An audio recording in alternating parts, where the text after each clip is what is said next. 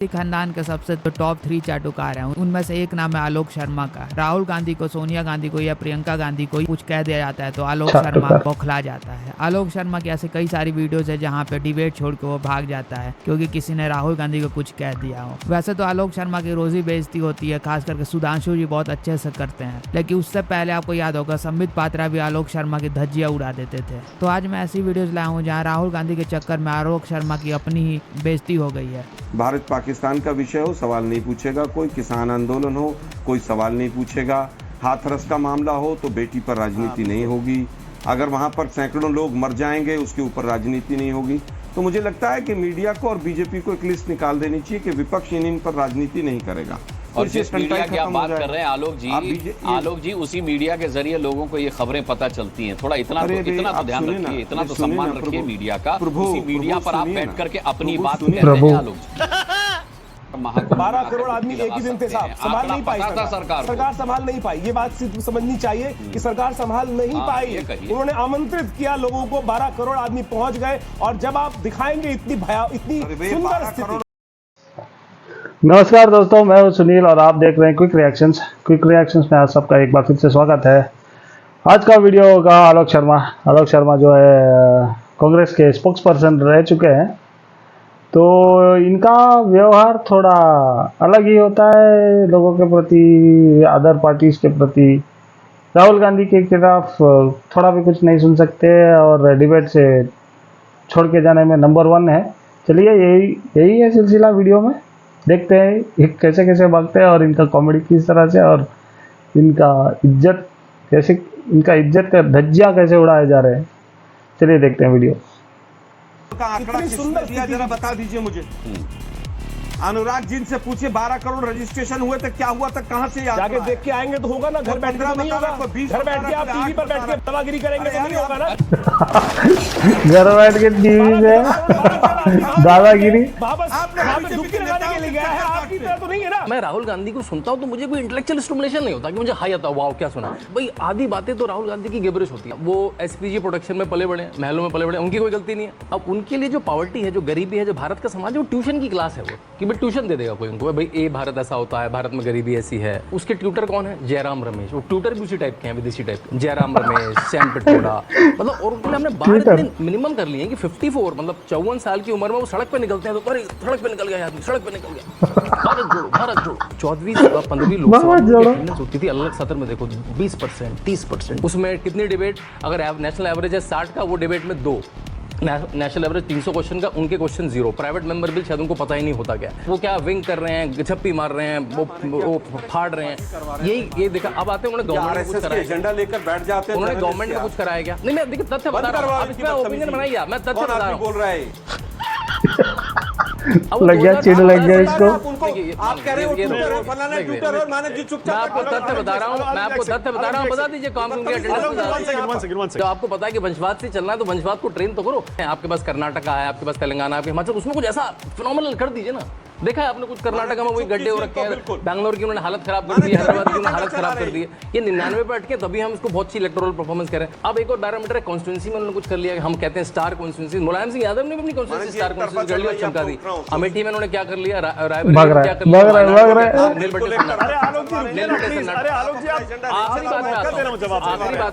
लिया। आखिरी बात पे आता हूँ, आखिरी बैरोमीटर देखिए विचलित कितने हो रहे हैं। मेरा एक भी बिल्कुल उठूंगा मैं, बिल्कुल उठूंगा मैं। आखिरी बैरोमीटर। अब उनका विजन क्या है? उनका विजन सुनता हूँ, है ना। विजन क्या है? कास्ट चला गया। मतलब एक पढ़ा लिखा नेता जो कहा जाता है कैम्ब्रिज से पढ़ गया। बदलते हुए समय के साथ बहुत सारी चीजों में बदलाव करना पड़ता है आलोक शर्मा जी। और देखिए, वक्फ ट्रिब्यूनल का फैसला आखिरी माना जाता है, उसे चुनौती नहीं दी जा सकती। उन्होंने बहुत सारे क्लॉज भी आपको बता दिए हैं। सरकार ने जो तब्दीली की है कि अब वक्फ ट्रिब्यूनल के फैसले के खिलाफ हाईकोर्ट में अपील की जा सकेगी। तो भाई संविधान जो कहता है, हमारे पास न्यायालय है, अगर किसी को भी किसी बात को लेकर आपत्ति है तो न्यायालय का दरवाजा खटखटा ले। इससे आपत्ति किसको हो सकती है आलोक शर्मा जी? और उनके आरोपों पर भी जवाब। चित्रा जी, आपने गूगल थोड़ा सा कर लेते तो बहुत अच्छा रहता। आप बिल्कुल अंधभक्त होके गौरव जी की मोहर लगा रहे हैं बात पर। तू है कौन रे? आलोक शर्मा जी, आप चूंकि मेरे शो में 1.5 सालों के बाद आए हैं तो नहीं, आप बताइए ना, आपने कहा आलोक शर्मा जी, आज आपने ईद दो का भी मौका स्टेटमेंट है। दी। मुझे लग रहा है एक कि मिनट 1.5 साल चित्रा जी, के आप बाद अगर बिल्कुल कोई मेहमान अंधभक्त आपके की शो में तरह आए एंकरिंग तो करेंगी तो मैं फिर रोकूंगा उसका आपको। थोड़ा लिहाज रख लेना चाहिए। सुनिए बिल्कुल, इसलिए आलोक सुनिए, शर्मा जी चित्रा आज मैं जी, छोड़ देती हूँ, चित्रा जी, मेरी भी चित्रा बारी जी, आएगी। सुनिए जरा। लेकिन मुझे लगता है कि चित्रा 1.5 जी, सालों आपने के दो बाद अगर कोई स्टेटमेंट आए बहुत तो कम गलत से कम बोली। थोड़ा सा उसको ध्यान रखना चाहिए। अरे मैं पूरी चित्रा जी, रिसर्च करके आई हुई चित्रा हूँ, जी, 1.5 ठीक है ना। साल तक आलोक आपको शर्मा पता जी है, वो भी प्लीज आपको पता है। रिसर्च करके आई हो भाई। छोड़ दीजिए चित्रा जी, आलोक मुझे आप रोना बहुत छोड़ो। के बाद आए हैं। थोड़ा सा बीजेपी के आरोप रोना आप रोते हैं, मैं रो नहीं रहा हूँ। अपनी भाषा को लगाम दीजिए चित्रा जी, बोलिए अपनी भाषा को बोलिए, लगाम बोलिए। दीजिए। मैं मैं रो पब्लिक नहीं को रहा हूं। डिसाइड मैं करने आपसे देती पूछ रहा हूं, हाई हूँ। कोर्ट और मैं सुप्रीम कोर्ट में पूरे कौन से देश केसेस के जाते जो हैं? दर्शक देख रहे हैं उनको आप मुझे डिसाइड करने केवल- देती हूँ। आप मैं नहीं, छोड़ गलत देती हूँ बात है आलोक आपकी। शर्मा जी कि नहीं, भाषा मेरी आप किसके सवाल खिलाफ का थी जवाब नहीं और देंगे तो शुरुआत शो किसने छोड़ किया दूंगा। था। और मैं शुरुआत शो छोड़ दूंगा अगर आप शो छोड़ दूंगा फिर। छोड़ने की धमकी आप अगर मुझे आप केवल ये देंगे बताइए, तो हाई आपको कोर्ट लग और रहा है कि सुप्रीम मैं कोर्ट के डरूंगी केसेस कौन से आपसे। जाते हैं? आलोक जी अच्छा नहीं लगता है। और आलोक शर्मा जी अगर आपने शुरुआत की है तो कोई उसको खत्म करेगा ना। तो टीवी डिबेट में कभी बोलने के पहले खुद भी एहसास इस बात का होना चाहिए कि अगर हम शुरुआत कर रहे हैं तो उसको अंत करने के लिए भी सामने वाला बैठा हुआ है। आप क्रोनोलॉजी समझ लीजिए। देखिए इन्होंने जो उदाहरण दिए उसमें नाम लेके नहीं, वो तो लाक्षणिक था। इन्होंने मान लिया मेरे ऊपर है, जैसे सांसद का नाम लेके तो शूर्पणखा नहीं कहा। अब उनको लग गया कि मेरे ऊपर है, कोई क्या करे। जैसे कोई ये कह दे बाल बुद्धि, अब बाल बुद्धि से किसी को लग जाए कि राहुल गांधी के ऊपर है तो ये इनकी समस्या है। मगर हम जो कोट कर रहे हैं, ये इमरान मसूद ने बोला था कि नहीं मोदी की बोटी बोटी काट डालूंगा। अब बताइए, पार्टी में थे वो नहीं उसी बिल्कुल नहीं ना, वो कांग्रेस में आकर उन्होंने बयान दिया हो तो हम उसको बाहर करते पार्टी से। सुनिए तो उसी दिन जाके चेक करिए, नेक्स्ट डे राहुल गांधी चुनाव प्रचार में गए जबकि वो कांग्रेस के सदस्य नहीं थे, और बोटी बोटी करने वाले बयान वाले को कोटि कोटि नमन करके कांग्रेस पार्टी में लाके उत्तर प्रदेश समाजवादी पार्टी में रहे कभी राहुल गांधी उनके चुनाव प्रचार में उन्होंने बुलाकर, और नहीं गए। और सुनिए, समाजवादी पार्टी के लिए राहुल गांधी चुनाव प्रचार में गए, कौन मान लेगा इस बात को? अरे भाई उनको बुला के उपाध्यक्ष बनाया कि नहीं?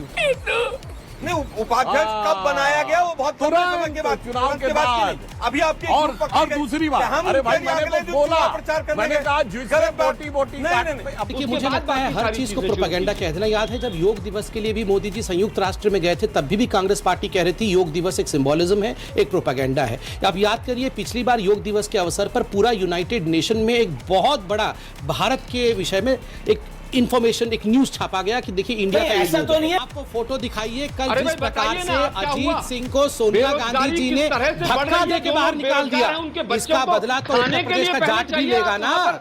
किस प्रकार से अजीत सिंह को धक्का देके सोनिया गांधी जी ने पीछे फेंका वो भी हमने देखा है। दूसरी बात, ममता जी तो भिनभिना के आई थी, इतनी नाराज थी कि मुझे पैदल चलना पड़ा। इस हिसाब से 2014 से लेकर अब तक तो कांग्रेस को मरणोपरांत घोषित कर देना चाहिए।